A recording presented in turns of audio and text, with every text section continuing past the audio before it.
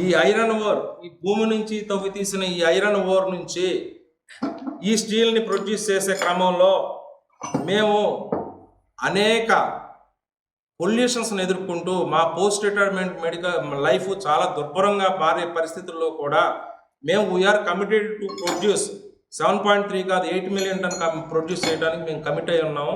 మాకు దానికి తగ్గట్లుగా రా మెటీరియల్ కానీ ఆర్థిక సాయం కానీ ఏమీ కాని పక్షంలో సెయిల్ని మెజర్ చేయడం అనేది కనుక చేస్తే మేము దీన్ని నెక్స్ట్ మా ఉద్యోగస్తులకు అంతా కూడా ఇంకోటి కూడా చెప్పాలి. 7 మిలియన్ టాల్ బ్యాటరీ ఇక్కడ కన్స్ట్రక్ట్ చేసినప్పుడు it is the first of it's kind Asia's biggest cocoon battery.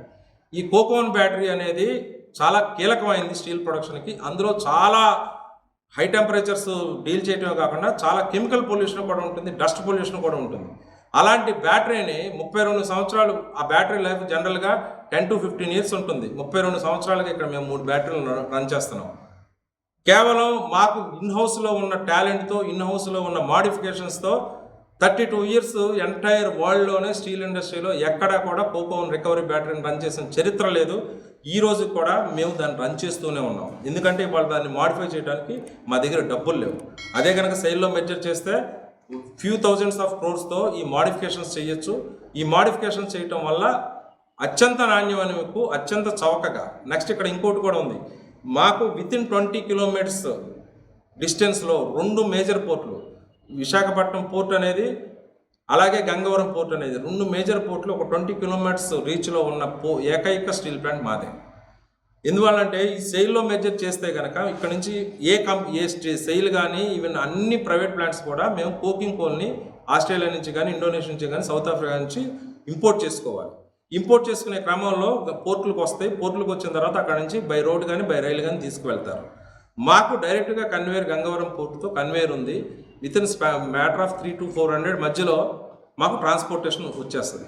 అదే సెయిల్ ప్లాంట్స్కి తీసుకెళ్లాలంటే 1000 నుంచి 1500 నుంచి 2000 వరకు వాళ్ళకి అడిషనల్గా ఖర్చు అవుతుంది. సో ఆ విధంగా చూసుకున్నప్పుడు లాజిస్టిక్స్ రూపంలోనే, అలాగే మార్కెట్ కూడా సౌత్ ఇండియా మార్కెట్కి సెయిల్కి అడిషనల్గా 2-3 వేలు అవుతుంది. అలాగే ఐరన్ ఓర్ సెయిల్ దగ్గర 200 సంవత్సరాలకు సరిపడా ఐరన్ ఓర్ ఉంది. ఐరన్ ఓర్ కనుక మనకిస్తే, ప్రొడక్షన్ కాస్ట్కి ఇస్తే దాని మీద సంవత్సరానికి 2,500 కోట్లు మేము కేవలం ఐరన్ ఓర్ మీద మాకు ఆదా అవుతుంది. సో ఇవన్నీ చూసుకున్నప్పుడు ఒక టన్నుకి 2 నుంచి 3 వేల రూపాయలు ఐరన్ ఓర్ మీద ఆదా అవుతుంది. మిగిలిన ట్రాన్స్పోర్టేషన్ అండ్ లాజిస్టిక్స్లో ఇంకో 4,000 ఆదా అవుతుంది. అలాగే హై ప్రొడక్టివిటీ ఉన్నప్పుడు మీకు ఇందాక కూడా చెప్పాను, 5.77 మిలియన్ టన్ 2021-22లో తీసినప్పుడు మేము ప్రొడ్యూస్ చేసినప్పుడు, కోవిడ్ టైంలో ప్రొడ్యూస్ చేసినప్పుడు cost of production for raw material hot metal cost of production is around 32,000. ఇప్పుడు మేము అప్పుడు కొన్న మ్యాన్ పవర్ తర్వాత ఇంచుమించు 1,500 మంది రిటైర్ అయ్యాం. సో మ్యాన్ పవర్ కాస్ట్ కూడా తగ్గినా కూడా ఇవాళ రోజున 4 మిలియన్ టన్ దాటలేకపోవటం వల్ల మా కాస్ట్ ఆఫ్ ప్రొడక్షన్ వచ్చి ఇట్ ఈస్ అరౌండ్ 40,000 అటు ఇటుగా ఉంది. అంటే 8,000 to 9,000 కేవలం తక్కువ ప్రొడ్యూస్ చేయటం వల్ల అదనపు భారం పడుతుంది. So bulk production always less the production cost. ఆ క్రమంలోనే మేము ఇంతకుముందు కూడా 100% ఉన్నదాన్ని 120% వరకు మేము తీసుకువెళ్ళి, ఆ రోజున యాజమాన్యం కూడా, మేనేజ్మెంట్స్ కూడా ప్రొడక్షన్ ఇన్సెంటివ్స్ అన్ని రకరకాలుగా ప్రోత్సాహాలు ఇచ్చినాయి. ఒక 100 టన్నులు తీసే దగ్గర కనుక అదే మ్యాన్ పవర్తో, అదే మెషినరీతో 120 టన్నులు తీసినప్పుడు ఒక 10 రూపాయలు ఇస్తే డెఫినెట్గా అది వర్కౌట్ అవుతుంది అన్నప్పుడు ఆ రోజున ఇచ్చినాయి. బట్ అన్ఫార్చునేట్గా థర్డ్ పిఆర్సీలో ఇక్కడ ఏం జరుగుతుందంటే పబ్లిక్ సెక్టర్ని నష్టము, public sector is useless, public sector వల్ల పనిచేయరు, ఇవన్నీ మాట్లాడుతున్నారు. పబ్లిక్ సెక్టర్ని మార్చే విధంగా మనం ఏం చేస్తాం? పబ్లిక్ సెక్టర్ మార్చే విధంగా మనం ప్రతి దాన్ని గవర్నమెంట్ కంట్రోల్లో, చిన్న చిన్న పాలసీలను కూడా గవర్నమెంట్ కంట్రోల్లో పెట్టుకుని ఢిల్లీ నుంచి టెక్నికల్గా ఏమాత్రం అవగాహన లేని వాళ్ళు దీని మీద కంట్రోల్ తీసుకుంటూ, ఇక్కడ మీరు చేయాలన్నా, మీరు ఒక ఫ్యాన్ కొనాలన్నా కూడా అప్రూవల్స్ రావాల్సిన పొజిషన్లో ఈ విధమైన సిస్టమ్స్, ఈ విధమైన పాలసీలు పెట్టినప్పుడు ఏ పబ్లిక్ సెక్టర్ ఫ్లరిష్ అవుతుంది? థర్డ్ పిఆర్సీలో క్లియర్ కట్గా, సెకండ్ పిఆర్సీలోనే ఇట్లాంటిది 10 సంవత్సరాలకు ఒకసారి మాకు పే కమిటీలు వేస్తున్నారు. అందులో ప్రొడక్షన్ ఇన్సెంటివ్ అనే దాన్ని సెకండ్ పిఆర్సీలో తీసేశారు. సో ఆ రోజున ఉన్న చైర్మన్ గారు కూడా ఒక లెటర్ రాశారు, ప్రొడక్షన్ ఇన్సెంటివ్ అనేది మనకు ఎక్స్ట్రా ప్రొడక్షన్ వచ్చేది, దానికి ప్రాఫిట్కి డెఫినెట్గా లింక్ ఉంటుంది, ఎక్స్ట్రా ప్రొడక్షన్ తీయడం వల్ల మాకు కాస్ట్ ఆఫ్ ప్రొడక్షన్ తగ్గుతుంది, అది మోటివేట్ చేయడానికి ఉంచండి అన్నప్పుడు, లేదు అది rule for all, rule for all అని చెప్పేసి ప్రొడక్షన్ ఇన్సెంటివ్ రూపంలో మాకు ఆ రోజున ఇవ్వాల్సిన ప్రోత్సాహాలను తగ్గించేశారు. Even then we worked hard. తర్వాత కూడా మేము లాభాలు తీసుకొచ్చాం. ఇప్పుడు కూడా మేము లాభాలు తీసుకొచ్చాం. మాకు గనక ఈ మా దగ్గర 3,000 కోట్లు ఈ సంవత్సరం 5,000 కోట్లు నష్టాలు అన్నారు. 3,000 కోట్లు ఐరన్ ఓర్ రూపంలో మాకు ఎడిషనల్ బడ్డెన్ ఉంది. దగ్గర 1,900 కోట్లు ఇంట్రెస్ట్ బడ్డెన్ ఉంది, డిప్రిసియేషన్ బడ్డెన్ ఉంది. ఈ 3 తీస్తే మాకు లాస్ట్ ఇయర్ ఇప్పుడు 5,000 కోట్లు అని చెప్తున్నారు, 4,500 5,000 కోట్లు అన్నారు. దానిని దాటి కూడా లాభాలు వస్తున్నాయి. ఇంత క్రైసిస్ పీరియడ్లో కూడా విత్ 4 మిలియన్ టన్ కూడా మాకు లాభాలు ఉన్నాయి. బట్ మాకు ఈ ఫైనాన్షియల్గా ఉన్న బడ్డెన్స్తో పాటు రా మెటీరియల్ బడ్డెన్ ఉండటం వల్ల ఇవన్నీ కూడా నష్టాల కింద కనిపిస్తున్నాయి. సో దీన్ని కూడా మేము మరొకసారి కన్సిడర్ చేయమని కోరుతున్నాము. సెయిల్లో మెజర్ చేస్తేనే ఈ తాలూకు దీనిది సస్టైనబిలిటీ, కానీ ఇది ఫ్యూచర్లో 20 మిలియన్ టన్ వెళ్ళటానికి మరొకసారి చెప్తున్నాం సార్, అందరికీ కూడా మరొకసారి విజ్ఞప్తి. ఇలాంటి స్టీల్ ప్లాంట్ని ప్రస్తుతం ఉన్న పరిస్థితుల్లో 20,000 ఎకరాలు కాదు కదా, ఒక 10,000 ఎకరాలు కూడా 5,000 ఎకరాలు కూడా ఎక్కడా కూడా సేకరించలేని పరిస్థితి. అలా అని చెప్పేసి ప్రైవేట్ రంగాన్ని మేము వద్దనం. ప్రైవేట్ రంగానికి కావాలనుకున్నప్పుడు మీరు సబ్సిడీల మీద మీ గవర్నమెంట్ ల్యాండ్ని ఇవ్వండి. కానీ ఉన్న ప్రభుత్వ రంగంలో ఉన్న దాన్ని దీన్ని 20 మిలియన్ టన్నుకు తీసుకెళ్ళటానికి ఇవాళ రోజున ఉక్రెయిన్ వార్ వచ్చిన తర్వాత స్టీల్ తాలూకు ఎక్స్పోర్ట్ చేయడానికి కూడా అవకాశం ఉన్నా కూడా మేము ఎందుకు చేయలేకపోతున్నాం? బికాస్ ఆఫ్ వర్కింగ్ క్యాపిటల్ లేకపోవటం వల్ల. దగ్గర ఒక 20 మిలియన్ టన్ అక్కడ వ్యాక్యూమ్ ఉంది.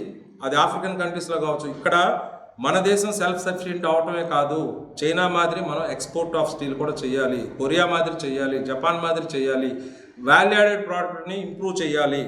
ఇవన్నీ కూడా చేయాలి అంటే ఖచ్చితంగా కొన్ని విధానాలు ఖచ్చితంగా మార్చాలి. రీసెంట్ పాస్ట్లో మాకు అనిపించినాయి సార్. రీసెంట్ పాస్ట్లో అన్ఫార్చునేట్ థింగ్స్ ఆర్ హ్యాపెనింగ్. మేము స్టీల్ ప్రొడ్యూస్ చేయడానికి వచ్చాం, స్టీల్ ప్రొడ్యూస్ చేస్తాం. స్టీల్ ప్రొడక్షన్ ద్వారా లాభాలు తీసుకురావాలనేది మా ఆలోచన. ఒక వర్మీ కంపోస్ట్ ద్వారా 5 లక్షలు రాలేదని, లేకపోతే ఇంకో దాని ద్వారా ఇంకోటి ఆదా చేసి 10 లక్షలు ఆదా చేయండి అని లక్షల్లో మాట్లాడుతున్నారు సార్, లక్షల్లో మాట్లాడుతున్నారు. ఇది కరెక్ట్ కాదండి. This is not the way to run A steel plant. ఖచ్చితంగా వీళ్ళకి ఇక్కడ లోకల్ మేనేజ్మెంట్కి చాలా ప్రయత్నం చేస్తుంది లోకల్ మేనేజ్మెంట్. ఇంత క్రైసిస్లో కూడా ఏదో రకంగా తీసుకొద్దాం, ఏదో రకంగా చేద్దాం, ఏదో రకంగా ఉద్యోగస్తులను మోటివేట్ చేద్దామని. కానీ ప్రతి దానికి కూడా మాకు పైనుంచి వీళ్ళని ప్రాపర్గా డెసిషన్స్ తీసుకొని చూస్తున్నారు. ఇవాళ రోజున ఇక్కడ యంగ్ ఇంజనీర్స్ దగ్గర 500 మంది యంగ్ ఇంజనీర్స్ అవకాశం ఉంది, కావాలి. కనీసం కాంట్రాక్ట్ బేస్ మీద చేసుకుందామని కూడా ప్రపోజల్ లోకల్ మేనేజ్మెంట్ పెట్టినప్పుడు లేదు, వీల్లేదు. అక్కడ 8,000 మంది పనిచేస్తున్నారు ప్రైవేట్ కంపెనీలో, మీకెందుకు 14,000 మంది, మీకెందుకు అడుగుతున్నారు, మీరు రెడ్యూస్ ద మ్యాన్ పవర్ అంటున్నారు. మీకు ఒకటండి, steel authority of India limited 20 million ton produce చేస్తుంది. అదే some X company is producing 20 million ton. Steel authority of India limited 60,000 మందికి డైరెక్ట్ ఎంప్లాయ్మెంట్ ఇస్తుంటే some X company is not even giving around 8,000 employment ఇస్తుంది. Steel authority of India limited 3,200 కోట్లు ఎంప్లాయీస్కి salaries కింద ఇస్తే ఆ సమ్ ఎక్స్ కంపెనీ 450 కోట్ల నుంచి 500 కోట్లు కూడా ఇవ్వలేదు. Steel authority of India limited ఎంప్లాయీస్కి ఇచ్చిన దానిలో ట్యాక్స్లు ఇన్కమ్ ట్యాక్స్ రూపంలో అరౌండ్ 700 crores ఎంప్లాయీస్ కడితే వాళ్ళు total payments for the workers and employees వాళ్ళు నాట్ ఈవెన్ 500 చేయలేదు. ఏది development? Which kind of development we need? ఒక కేవలం కొన్ని లాభాలు రావాలంటే ఆ ఫ్యామిలీకి అద్భుతంగా లాభాలు వచ్చినాయి. ఆ ఫ్యామిలీ ఈజ్ టాప్ బిలియనీర్స్లో ఉన్నారు, అద్భుతమైన లాభాలు వచ్చినాయి. సో ఇక్కడ స్టీల్ అథారిటీ ఆఫ్ ఇండియా లిమిటెడ్లో 60,000 మందికి ఎంప్లాయ్మెంట్ ఇస్తూ వాళ్ళందరినీ సెల్ఫ్ సస్టైనబుల్ ఫ్యామిలీస్గా, వాళ్ళందరినీ కూడా విత్ రిజర్వేషన్స్, బడుగు బలహీన వర్గాలకు చెందిన వాళ్ళు స్టీల్ ప్లాంట్లో 50% ఎంప్లాయీస్ ఉంటారు. వాళ్ళందరూ ఫ్యామిలీస్ని పైకి తీసుకొచ్చారు. ప్రైవేట్ కంపెనీ గవర్నమెంట్ కంపెనీలో ఇంచుమించు 60,000 మంది కట్టే ట్యాక్స్లంతా కూడా శాలరీస్ ఇవ్వకపోవడం అనేది అభివృద్ధి. నెక్స్ట్ ఇప్పుడు మీరు స్టీల్ ప్లాంట్ తీసుకున్నారు. విశాఖపట్నం స్టీల్ ప్లాంట్ వల్ల ఈ ఏరియా, గాజువాక ఏరియా కంబైన్డ్ ఆంధ్రప్రదేశ్లోనే అత్యధిక తలసరి ఆదాయం కలిగిన ప్రాంతంగా ఉంది. అలాగే ఈ చుట్టుపక్కల ఉత్తరాంధ్రలో ఇంచుమించు ప్రతి ఊరు నుంచి కూడా ఉక్కులో ఉద్యోగాలు చేస్తూ వాళ్ళ ఫ్యామిలీస్ని పైకి తీసుకొచ్చిన వేలాది మంది ఉన్నారు ఇక్కడ. అలాగే విశాఖపట్నం స్టీల్ ప్లాంట్లో ఇక్కడ కల్చర్ గురించి చెప్పుకోవాల్సి వస్తే దేశంలో ఉన్న అన్ని రాష్ట్రాల నుంచి అధికారులే కానీ కార్మికులే కానీ ఇక్కడ పనిచేస్తూ విశాఖను సొంత ఇల్లుగా మార్చుకుని విశాఖపట్నం స్టీల్ ప్లాంట్కి ఆపోజిట్గా ఉన్న గాజువాకే కానీ అనకాపల్లి నుంచి అటు భీమిలి వరకు ఇక్కడే ఉద్యోగ విరమణ అనంతరం వాళ్ళు బీహార్ వాళ్ళు కావచ్చు, బెంగాల్ నుంచి వచ్చిన వాళ్ళు కావచ్చు, ఒరిస్సా నుంచి వచ్చిన వాళ్ళు కావచ్చు, మహారాష్ట్ర నుంచి, కర్ణాటక, తమిళనాడు, దేశంలో ఉన్న అన్ని రాష్ట్రాల నుంచి వచ్చి ఇక్కడ 30 సంవత్సరాలు పైచిలకు పనిచేసి విశాఖను సొంత ఇల్లుగా మార్చుకుని విశాఖపట్నాన్ని అభివృద్ధికి వేలాది మంది తోడ్పడుతున్నారు. మీకు రాష్ట్ర ప్రభుత్వాలకు కూడా ఈ ఆపోజిట్ ఏరియాలో ఇప్పుడు ఇవాళ రోజున చూస్తే స్క్వేర్ ఫీట్ 4,000 to 5,000 వరకు అయ్యి దాని మీద ఒక ఇంటిని రిజిస్టర్ చేసుకుంటే ఒక 3 నుంచి 4 లక్షల ఆదాయం. అది మళ్ళీ ఎవరికైనా నమ్మితే మళ్ళీ ఇంకో 3-4 లక్షల ఆదాయం. ట్యాక్సులు కావచ్చు. అలాగే వాళ్ళు ఇక్కడ జీవన విధానంలో వాళ్ళు జీవితం గురించి, వాళ్ళు తిండి గురించే కానీ దేని గురించి అయినా పెట్టే ఖర్చుల్లో కావచ్చు సింహభాగం ఆన్ అండ్ యావరేజ్ ఒక ఫ్యామిలీ 30,000 ఇక్కడ ఇన్వెస్ట్ చేస్తూ దగ్గర 15,000 ట్యాక్సుల రూపంలో ప్రభుత్వాలకు కడుతూ ఈ ప్రాంత అభివృద్ధికి ఇతోధికంగా సహాయం చేస్తున్నాయి. మరి మీరు తీసుకోండి, జాజ్పూర్లో ఇంతకన్నా ఎక్కువ స్టీల్ ప్రొడ్యూస్ అవుతుంది. జాజ్పూర్ ఎలా ఉంటుందో ఒకసారి చూడండి. అలాగే విజయనగర్ జిందాల్ స్టీల్ ప్లాంట్ దగ్గర ఆపోజిట్గా చూడండి, అక్కడ కూడా మరి 19 million ton they are going to produce soon 19 million ton. మరి అక్కడ వెళితే విశాఖ ఇక్కడ చుట్టూ ఆపోజిట్గా ఈ గాజువాక్ ఏరియాలో ఉన్న డెవలప్మెంట్లో నాట్ ఈవెన్ 50% కనపడదు. ఎందుకు అంటే ప్రైవేట్ కంపెనీల్లో నో జాబ్ గ్యారంటీ. ప్రైవేట్ కంపెనీలు ఎప్పుడు మోస్తారో ఎప్పుడు ఎంతవరకు ఉంటే తెలియదు. ఇది మనం ఇంచుమించు నాకు ఊహ తెలిసినప్పటి నుంచి నేను చూస్తూనే ఉన్నాను. గరివిడి ఫెర్రోలాయిస్ని ఎన్నిసార్లు లే ఆఫ్ చేశారో లెక్కలేదు. జూట్ మిల్ తగరపాలు జూట్ మిల్ని ఎన్నిసార్లు చేశారో లెక్కలేదు. అట్లనే స్టీల్ మిల్స్లో కూడా, స్టీల్ ప్లాంట్స్లో కూడా ఎస్ఆర్ కావచ్చు, భూషణ్ కావచ్చు, సో మెనీ ప్లాంట్స్ని మూసివేయటం లేదా అమ్మివేయటం లేదా లే ఆఫ్ చేయటం ఇట్లాంటివి అనేకం జరిగినాయి. కాబట్టి ప్రభుత్వ రంగంలో స్టీల్ ఉంటేనే డెవలప్మెంట్ అనేది సాధ్యపడుతుంది. స్టీల్ వల్ల దేశానికి కూడా ఉపయోగం ఉంది. At the same time employees అనేవాళ్ళు కూడా, పబ్లిక్ కూడా స్టీల్ వల్ల డెవలప్ అవుతారు.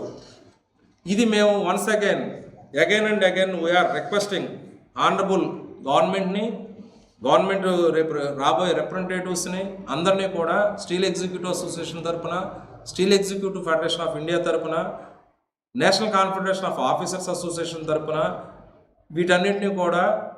వీటన్నిటిలో తీసుకున్న తీర్మానాలకు అనుగుణంగా స్టీల్ పిఎస్సీలని మెగా మెర్జర్ చేయండి. నగర్నార్ స్టీల్ ప్లాంట్ని ఏ విధంగా అయితే డెసిషన్ తీసుకుందో, ఏ విధంగా అయితే పొలిటికల్ డెసిషన్ తీసుకుని దాన్ని పబ్లిక్ సెక్టర్లో ఉంచాలంటున్నారో దాన్ని కూడా 3 మిలియన్ టన్నుకి ప్రొడక్షన్ తీయకుండా మీరు 1 మిలియన్ టన్ను 500,000 మిలియన్ టన్ను తీసి దాన్ని ప్రభుత్వ రంగంలో ఉంచితే అది కరెక్ట్ కాదు. అది 3 మిలియన్ టన్ తీయాలి. ఎక్స్పాన్షన్ స్టీల్ ప్లాంట్ విశాఖకు మినిమం 10 to 12 మిలియన్ టన్నుకి రాబోయే 5 సంవత్సరాలు చేయాలి. స్టీల్ అథారిటీ ఆఫ్ ఇండియా లిమిటెడ్లో విలీనం చేయడం ద్వారా ఇక్కడ ఇంకోటి కూడా ఉందండి. మనం విభజన చట్టంలో ఆంధ్రప్రదేశ్ సంబంధించి, తెలంగాణకు సంబంధించి విభజన చట్టంలో కడప స్టీలు అలాగే తెలంగాణలో ఉన్న బయ్యారం స్టీలు ప్రభుత్వ రంగంలో కట్టడానికి పరిశీలిస్తామన్నారు. కడతామని చెప్పారు, హామీ ఇచ్చారు. అక్కడ కట్టడానికి సాధ్యాసాధ్యాలు లేవని చెప్పేసి steel authority of India limited కట్టదు అని చెప్పేసి ఒక అనౌన్స్మెంట్ చేశారు. తర్వాత ఆల్ ఆఫ్ ఏ సడన్ ఏం జరిగిందో తెలియదు, కడప స్టీల్ని జిందాల్ కప్ ఒక డెసిషన్ తీసుకున్నారు.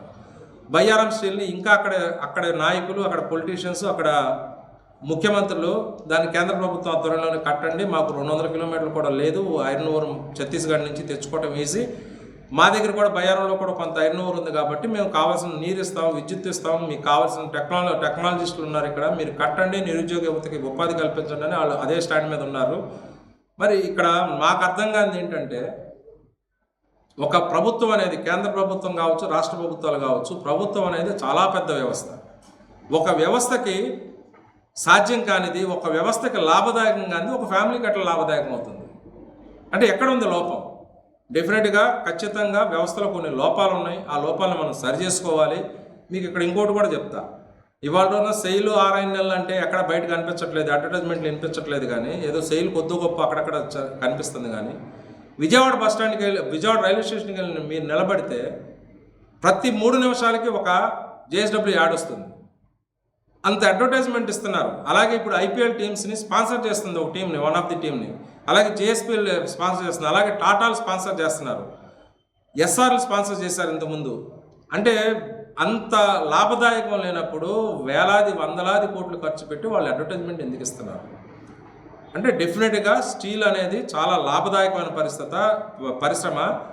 రానున్న కాలంలో ఇది కనుక 6 నెలలు కనుక ప్రైవేట్ పరం అయితే, సెయిల్ ప్లాంట్స్ కనుక నార్త్లోనే ఉన్నాయి కాబట్టి సౌత్లో ఏమీ కట్టే పరిస్థితి లేదు కాబట్టి అక్కడ సేలమును భద్రావతి కూడా పెర్ఫామ్ చేయట్లేదు, వాటిని కూడా ఎక్స్పాన్షన్కి తీసుకువెళ్ళట్లేదు. కాబట్టి ఇక్కడ ఇంచుమించు సౌత్, సదరన్ అండ్ వెస్టర్న్ అంటే రిచ్ స్టేట్స్ ఇవి. గుజరాత్ కావచ్చు, మహారాష్ట్ర కావచ్చు, తమిళనాడు కావచ్చు, కర్ణాటక కావచ్చు, తెలంగాణ కావచ్చు, కేరళ కావచ్చు, ఈవెన్ ఏపీ కూడా. ఇంచుమించు 60% ఆఫ్ ది స్టీల్ కన్జంప్షన్ ఇక్కడ అవుతుంది. ఇదంతా కూడా ప్రైవేట్ రంగం చేతిలోకి వెళ్తే డెఫినెట్గా it is not going to help the people or public or government. డెఫినెట్గా రేట్లు ఉండవు, ఎంఆర్పీలు లేవు స్టీల్కి, వాళ్ళకి నచ్చినట్లు మార్చుకుంటూ ఉంటారు. ప్రతి నెల రేట్లు రివైజ్ అవుతాయి, మార్కెట్లో డిమాండ్కి అనుగుణంగా రేట్లు పెరుగుతూనే ఉంటాయి. మీకు ఇక్కడ ఇంకొక ఉదాహరణ కూడా చెప్తా. 2021 కోవిడ్ తర్వాత స్టీల్ రంగంలో మీకు ఉత్పత్తి చాలా దగ్గర తగ్గిపోయి కేవలం కొన్ని ఇంటిగ్రేటెడ్ స్టీల్ ప్లాంట్స్ మాత్రమే ప్రొడ్యూస్ చేసినప్పుడు అక్కడ డిమాండ్ టు సప్లై అక్కడ ప్రాబ్లం వచ్చి సరిపడా సప్లై లేనప్పుడు స్టీల్ రేటు 70,000 దగ్గర టచ్ అయింది. ఈ స్టీల్ రేటు 70,000 టచ్ అవ్వగానే గవర్నమెంట్లో one of the powerful minister Gadkari గారు ఒక స్టేట్మెంట్ ఇచ్చారు. స్టీల్ రేట్లు తగ్గించుకోకపోతే మేము ప్రాజెక్టులు కష్టం అవుతుంది. ఒక 1,00,000 కోట్లు పెట్టి ప్రాజెక్టులు కడదాం అనుకున్నప్పుడు ఒక 20% స్టీల్ రేట్ల వల్ల 20% ప్రాజెక్ట్ కాస్ట్ పెరిగితే మాకు అది ప్రజలకు భారం అవుతుంది, మాకు ఇబ్బంది కలుగుతుంది. కాబట్టి స్టీల్ రేట్ల మీద పునరాలోచించుకోవాలని స్టీల్ కంపెనీస్ని, అందులో సెయిలు RNL ప్రభుత్వ రంగంలో ఉండగానే స్టీల్ కంపెనీలని ఆయన రిక్వెస్ట్ చేయాల్సి వచ్చింది. రేపు ప్రభుత్వ రంగంలో ఇవి లేకపోతే అప్పుడు ఎవరిని రిక్వెస్ట్ చేస్తాం? ఖచ్చితంగా అప్పుడు ప్రాజెక్టుల కాస్ట్లన్నీ పెరుగుతాయి. అది డైరెక్ట్గాను ఇండైరెక్ట్గా కూడా ప్రజల మీద భారం కలుగుతుంది. డెవలప్మెంట్ స్పీడ్ అనేది తగ్గుతుంది. ఇది మన దేశానికి మంచిది కాదు. వీటన్నిటిని దృష్టిలో పెట్టుకుని కూడా స్టీల్ని ప్రభుత్వ రంగంలో కొనసాగిస్తూ సెయిల్లో ఇక్కడ కనుక మేము ఒక 30-40 వేలు ఏదైతే దాని బిడ్లో కూడా అనుమతించము అంటే అది కరెక్ట్ కాదు. డెఫినెట్గా సెయిల్ని కనుక బిడ్లోకి తీసుకొచ్చి RNL సెయిల్ని మెజరు, దీన్ని ప్రైవేటైజేషన్ కూడా కాదు, డైరెక్ట్ మెజర్ చేయొచ్చు ప్రభుత్వాలు తలుచుకుంటే. ఇంతకుముందు ఆయిల్ సెక్టర్స్ చేయలేదా, ఇప్పుడు మన బ్యాంకులు చేయలేదా? సారీ. వీటన్నిటిని మెజర్ అనేది ఒక పొలిటికల్ డెసిషన్ తీసుకుని దానికి తగ్గట్లుగా అవసరమైతే చట్టాల్లో మార్పులు కానీ పాలసీలో చేంజెస్ కానీ చేసి తీసుకొస్తే సెయిల్కి 60,000 కోట్లు ఆదా అవడంతో పాటు 60-70 వేల కోట్లు ఆదా అవడంతో పాటు ఆ 70,000 కోట్లు పెట్టి బయ్యారంలో స్టీల్ ప్లాంట్ కట్టొచ్చు, కడపలో కట్టొచ్చు, లేకపోతే ఇక్కడ ఉన్న విశాఖ ఉక్కుని 20 మిలియన్ టన్ దిశగా త్వరితగతిని తీసుకుని వెళ్ళొచ్చు. అలాగే డే 1 నుంచి నడిచొచ్చే కొడుకులాగా డే 1 నుంచి మేము వితిన్ 1 ఇయర్లో మాకు నమ్మకం ఉంది, మేము ఖచ్చితంగా హామీ ఇవ్వగలుగుతాం 7 మిలియన్ టన్. మాకు మీరు ఇస్తే 7 మిలియన్ టన్ కాదు, 1 ఇయర్లో 7.3 మిలియన్ టన్ రీచ్ అవుతాం.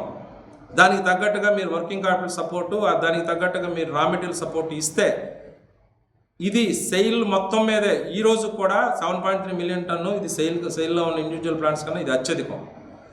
దీన్ని అతి త్వరలోనే సెయిల్లోనే కాదు ఇండియాలోనే టాప్ మోస్ట్ కంపెనీ కింద RNL విశాఖపట్నాన్ని మేబీ సెయిల్ విశాఖపట్నంగా మారిస్తే కనుక డెఫినెట్గా ఇది అత్యధికంగా లాభాలు ఇచ్చే సంస్థగా ఏర్పడుతుంది. దీనివల్ల దేశ ఎకానమీ పెరుగుతుంది, మన డెవలప్మెంట్ పెరుగుతుంది. ఇవన్నీ కూడా మీరు దృష్టిలో పెట్టుకుని మరొకసారి మేము రిక్వెస్ట్ చేస్తున్నాం అందరినీ కూడా, అవగాహన లేకుండా పబ్లిక్ డిబేట్స్లో మాట్లాడొద్దు. మీకు ఇంకోటి కూడా, మేము ఇప్పుడు ఇంచుమించు 3 సంవత్సరాలు అయిందండి. ఏదన్నా ఒక ఫ్యామిలీలో ఒక ప్రాపర్టీ, ఒక వాల్యుబుల్ ప్రాపర్టీ ఉన్నప్పుడు ఆ ఫ్యామిలీలో క్లోజ్ మెంబర్స్ కనీసం ఆ ఫ్యామిలీని ఆ ప్రాపర్టీని విజిట్ చేస్తారు. మేము దురదృష్టవశాత్తు 3 సంవత్సరాల్లో విశాఖ ఉక్కు ఏముంది, విశాఖ ఉక్కులో ఏముంది, విశాఖ ఉక్కులో బెనిఫిట్ ఏముంది, విశాఖ ఉక్కులో ఏ మిషనరీ ఉంది, విశాఖ ఉక్కులో ఉన్న ఎంప్లాయీస్తో కానీ ఇక్కడ అధికార సంఘాలతో కానీ ఇక్కడ మాట్లాడదాం, అసలు విశాఖ ఉక్కుని ఇంకో రకంగా ఏమైనా తీసుకెళ్తామని చెప్పేసి సందర్శించిన పాపాన ఏ ఒక్కరూ లేరు సార్. ఇది మాకు చాలా బాధ కలుగుతుంది సార్ ఇక్కడ. ఎందుకంటే మాకు ఒకటి ఉంది సార్, ఇవన్నీ కూడా ఎందుకు చెప్తున్నాం, మేము అబౌట్ టు రిటైర్. అలాగే ఇక్కడ ఉన్న కొత్త ఉద్యోగులకు కూడా, యువ ఉద్యోగులకు కూడా ఓకే రేపు ప్రైవేట్ వాడు వచ్చిన మనుషులు కావాలి కాబట్టి వాళ్ళతో డబ్బులు ఇచ్చి పని చేయించుకుంటారు. మేబీ వర్కింగ్ కల్చర్ డిఫరెంట్గా ఉండొచ్చు. అలాగే మేమైతే రిటైర్ అవుతాము. రిటైర్ అయ్యేటప్పుడు డెఫినెట్గా మాకు అంబేద్కర్ గారు ఇచ్చిన న్యాయ వ్యవస్థ ఉంది. ఏదన్నా కనుక మాకు అన్యాయం జరిగితే మేము అక్కడికి వెళ్ళి మా న్యాయం చేకూర్చుకున్నాం. మేబీ టైం ఫ్యాక్టర్ అవ్వచ్చు, కానీ ఫ్యూచర్ జనరేషన్స్ గురించి మేము ఆలోచిస్తున్నాం సార్. ఫ్యూచర్లో ప్రభుత్వాలు మంచిగా అభివృద్ధి చేయాలంటే మేము ఆలోచిస్తున్నాం.